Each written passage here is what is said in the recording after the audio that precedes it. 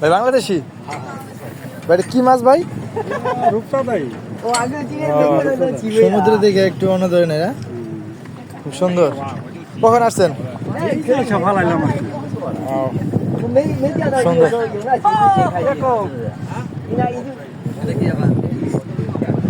ভাই আপনি বান্না একটাও কি মাছ পাইছেন ভাই?